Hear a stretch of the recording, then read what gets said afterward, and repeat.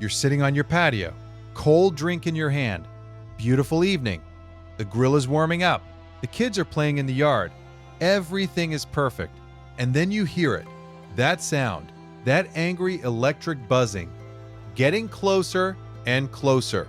A wasp, hovering 6 inches from your face, staring at you with those dead black eyes, legs dangling, wings vibrating, just hanging there in the air like it's deciding whether to sting you or your drink. You freeze, you don't move, you barely breathe, because you know the rules. Don't swat, don't run, don't make sudden movements. Just stay still and pray it goes away. It doesn't go away, it lands on the rim of your glass, then another one appears, then a third, and suddenly your perfect evening is over. You're gathering the kids, you're moving inside, you're closing the sliding door and watching through the glass as wasps own your backyard. This happens to millions of families every summer, and most of them respond the same way. They go to the hardware store, they buy a can of wasp spray, that aerosol can with the picture of a dead wasp on it that shoots a stream of poison 20 feet. They spray the nest, they spray the air, they spray everything. And it works. For about a day, then the wasps are back. Sometimes in the same spot, sometimes in a new spot. And now they're agitated because someone sprayed their home with chemicals. And agitated wasps are aggressive wasps. Today, I'm going to show you something different. A kitchen trick that costs less than $1, takes 5 minutes to build, and does something that no spray can do. It doesn't just kill the wasps that are bothering you right now. It pulls wasps away from your living space permanently, and it keeps working day after day, week after week, without you touching it. But I also need to tell you about a second trick. A liquid you can make from an ingredient that costs $3 and lasts all summer. You spray it once on the spots where wasps like to build nests, and they won't build there. Period. They'll look at that spot, detect the spray, and leave. It's like an invisible force field that wasps refuse to cross. 2 tricks. One removes wasps, the other prevents them from coming back. Total cost, about $4. For an entire summer of wasp-free outdoor living. But before I show you either of them, you need to understand something about wasps that changes everything. Something that explains why spray fails and why these tricks succeed. And it starts with one question that most people get wrong. Why are wasps in your yard in the first place? Most people think wasps are there to sting them, that wasps are aggressive, evil insects that exist solely to ruin barbecues. That's not true. Wasps don't care about you. You are not food. You are not a threat. You are furniture to them, an obstacle, nothing more. Wasps are in your yard for 2 things: food and shelter. That's it. In spring and early summer, wasps eat protein. Caterpillars, flies, spiders. They're actually beneficial during this period. They're eating pests that would otherwise damage your garden. But in mid to late summer, something changes. The colony stops growing, the queen stops producing new larvae, and the workers, who've been feeding protein to the larvae all summer, suddenly have nothing to do. Their job is gone. And this is when they switch. From protein to sugar, from hunting insects to craving sweets. Your soda, your juice, your beer, the fruit salad on the picnic table, the popsicle in your kid's hand, suddenly every sweet thing in your yard is a wasp magnet. This dietary switch is why wasp problems peak in July and August. Not because there are more wasps, but because the wasps that were quietly eating caterpillars in your garden all June are now desperately searching for sugar, and your patio is a sugar buffet. Understanding this is the key to controlling them, because if you know what wasps want, you can give it to them, on your terms, in a location you choose, away from your family. And that's exactly what trick number 1 does. If you're watching this and you've been losing your backyard to wasps every summer, you might want to subscribe to this channel, because this is video 3 in a series about reclaiming your yard from pests. Video 1 was mosquitoes. Video 2 was ants. This is wasps, and I've got ticks, slugs, and moles coming up. Every pest that's stealing your outdoor time is getting its own video and its own cheap, simple solution. Hit subscribe so you don't miss ticks, because tick season is peaking right now, and the method I found is one you've never heard of. Trick number 1, the sugar trap. You need 3 things: an empty 2-liter plastic bottle, sugar, and dish soap. Cut the bottle in half, roughly 1/3 from the top. You'll have a funnel-shaped top piece and a cup-shaped bottom piece. Mix 2 tablespoons of sugar with 1 cup of warm water. Stir until dissolved. Add 1 drop of dish soap. Just 1. The soap is critical, and I'll explain why in a moment. Pour the sugar water into the bottom piece of the bottle, about 1 inch deep. Now take the top piece, the funnel part, and flip it upside down. Push it into the bottom piece so it sits inside like a funnel pointing down. The bottle cap opening is now pointing down into the sugar water. You've just built a wasp trap. Total cost? $0 if you already have sugar and soap. Maybe 50 cents if you need to buy sugar. Here's how it works. Wasps smell the sugar water, they fly toward it, they enter through the funnel opening at the top, they crawl down through the narrow bottleneck and reach the sugar water below, and then they can't get out. The funnel shape means the entrance is easy to find from the outside, but nearly impossible to find from the inside. The wasp is trapped in the bottom chamber, flying against the walls, unable to locate the small opening above. And this is where the dish soap does its work. Normal sugar water has surface tension. Wasps can land on the surface and drink without sinking. They can walk on it like a tiny landing pad. But dish soap breaks surface tension.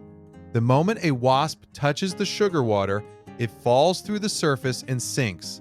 It can't float, it can't climb out, it drowns. 1 drop of soap. That's the difference between a trap that catches wasps and a trap that feeds them.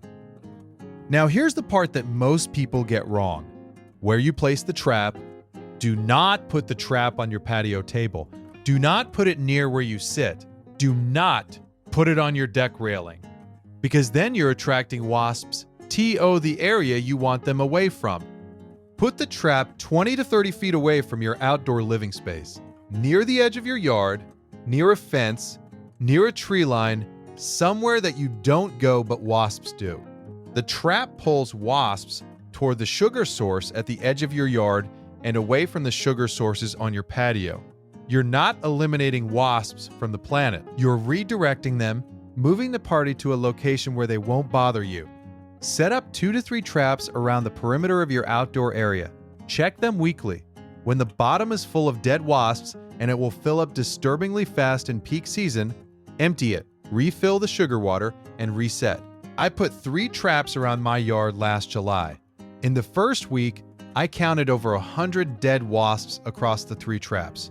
100 wasps that would have been buzzing around my kids on the patio. And here's something I didn't expect. The traps didn't just catch random wandering wasps. They intercepted entire foraging routes. Wasps communicate food sources to each other through scent trails and body language, similar to how ants use pheromone trails. When one wasp finds your sugar trap and falls in, the scent of sugar continues to attract others along the same route. By day 3, I could see consistent traffic of wasps flying toward my traps from the same direction. They'd found the sugar highway and they were all taking it, away from my patio, away from my grill, toward the traps at the edge of the yard. By the end of week 2, wasp activity near our outdoor living area had dropped by what I'd estimate was 80 to 90%. Not 0, you'll never hit 0 outdoors. But from 6 or 7 wasps hovering around every meal to maybe 1 passing through and moving on, that's a transformation. And one more detail about trap placement that I learned through trial and error. Hang the traps at wasp height, about 4 to 5 feet off the ground. I hung mine from low tree branches using string. Wasps tend to fly at this height when foraging. Traps sitting on the ground catch fewer wasps because they're below the flight path. Elevate them and you'll catch significantly more. And you know what happened to our outdoor time? We got our backyard back.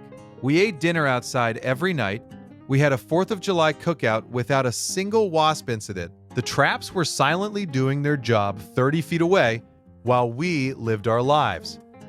Some people add other attractants to the sugar water.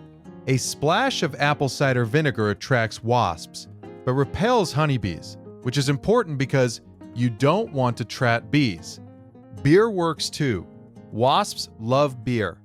Overripe fruit works. Experiment and see what catches the most wasps in your specific yard. Now, trick number 2, the repellent. And this is the one that prevents wasps from building nests in the first place. Peppermint oil, peppermint essential oil, the same stuff people put in diffusers to make their house smell nice. $3 to $5 for a small bottle at any health food store, pharmacy, or online. And that bottle lasts an entire summer. Wasps hate peppermint. Specifically, they hate menthol, the primary compound in peppermint oil. Research published in the Journal of Pest Management Science found that peppermint oil was effective at deterring paper wasps from establishing nests on treated surfaces. Here's the recipe: 10 to 15 drops of peppermint essential oil in 1 cup of water. Add 1 drop of dish soap as an emulsifier to help the oil mix with the water instead of floating on top. Pour into a spray bottle, shake well before each use. Spray this mixture on every surface where wasps like to build nests: under the eaves of your house, under porch ceilings, on deck support beams, inside the opening of your mailbox, around window frames, under outdoor furniture, on the underside of playground equipment. Wasps scout for nest locations in spring. They look for protected, sheltered spots that are dry and close to food sources. If those spots smell like peppermint, they move on. They find somewhere else, somewhere that isn't your house. Apply in early spring before wasps start building, and reapply every 2 weeks through the summer. After rain, reapply the next dry day. One important note: peppermint oil repels wasps from building new nests. It does not drive wasps away from existing nests. If wasps have already built a nest under your eave, spraying peppermint oil nearby won't make them leave. They're already committed. For existing nests, you need a different approach, which I'll cover in a moment. But as a preventive measure, peppermint oil is extraordinarily effective. I've been spraying my eaves and porch ceiling for 3 summers now. In the 3 years before that, I had an average of 4 wasp nests on my house per season. In the 3 years since, 0.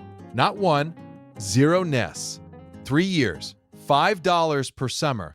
Compare that to a pest control company.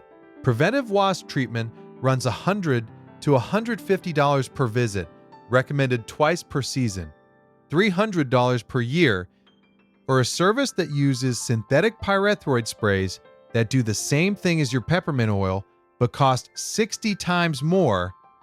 Now let me address existing nests, because some of you watching this already have a nest, maybe under the eave, maybe in the ground, maybe inside the wall of your house, and you need to know how to handle it safely. Small paper wasp nests, those open comb nests that look like upside-down umbrellas, usually smaller than a tennis ball.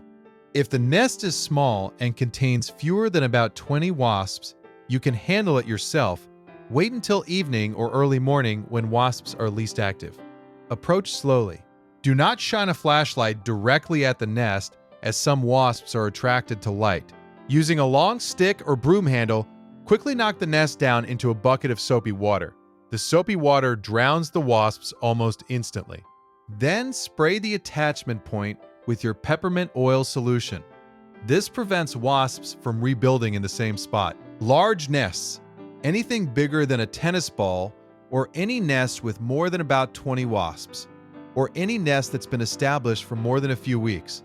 Do not attempt to remove it yourself. Call a professional. This is not the time for DIY. Large nests can contain hundreds of wasps. Disturbing them triggers a mass defensive response. Hundreds of stings in seconds. Ground nests. Yellow jackets often nest in the ground, old rodent burrows, gaps in retaining walls, mulch beds. Ground nests are the most dangerous because they're invisible. You walk over them without knowing they're there. And when you hit the entrance with a lawnmower, hundreds of yellow jackets pour out of the ground. For ground nest, absolutely call a professional. Ground nest removal requires specialized equipment and protective gear. This is not a $5 peppermint oil situation. This is a situation where someone can get seriously hurt. And one more thing about safety. If you have a known allergy to wasp or bee stings, do not attempt any of these methods. Not the trap, not the peppermint spray, nothing. Have someone else do it for you or call a professional. Anaphylactic reactions to wasp stings can be life-threatening. This is not a risk worth taking. I want to be completely clear about this. I make videos about cheap, simple pest solutions, but some situations are not cheap and simple situations. Some situations require professional help. Knowing the difference is the most important thing I can teach you. Let me give you the complete wasp prevention calendar, because timing matters with wasps more than with any other pest. Early spring, March through April, this is when queen wasps emerge from hibernation and start scouting for nest sites. Spray your peppermint oil solution on all potential nesting surfaces. Every eave, every overhang, every porch ceiling. This is the single most impactful thing you can do all year, because preventing a nest from being built is 1,000 times easier than removing one that's established. Late spring, May through June, queens have selected nest sites and begun building. Check your property weekly for new small nests. Remove any paper wasp nests while they're still small using the knock into soapy water method.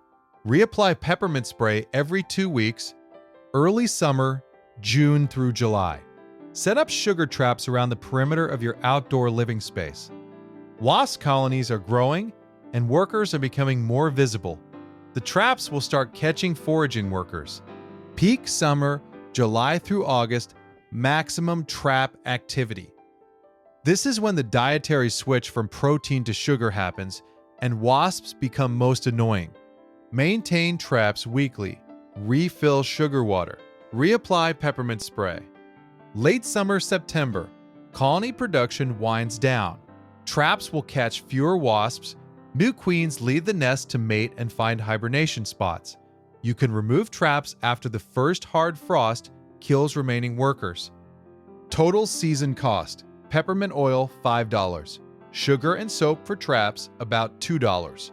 Total $7 for an entire season of wasp management. Professional wasp control for the same period. 2 to 3 visits at $100 to $150 each. $450 minimum. And they'll want you on a recurring annual plan. $7 versus $450. And the $7 solution doesn't leave synthetic pyrethroid residue on your house that washes into your garden soil every time it rains. Let me share one more thing. And this might be controversial, but I think it's important. Wasps are not evil. I know they feel evil when one is hovering near your child's face. I know they feel evil when you find a nest above your front door. But wasps are important predators in the ecosystem. A single wasp colony can consume thousands of caterpillars, aphids, and flies during a summer. Without wasps, many pest populations would explode. The goal isn't to exterminate wasps. The goal is to redirect them. Keep them away from your living spaces. Let them do their work in the wild areas of your yard and beyond. The sugar traps and peppermint spray accomplish exactly that. They don't kill every wasp in the neighborhood. They create a zone around your patio, your deck, your play area where wasps don't want to be. Coexistence, on your terms.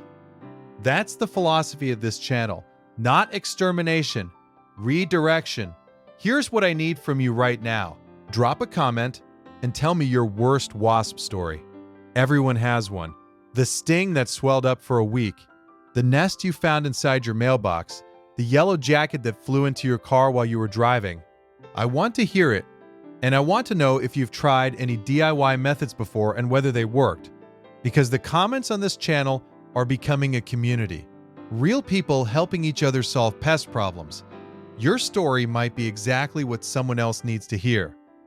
Subscribe if you haven't, because next week is ticks.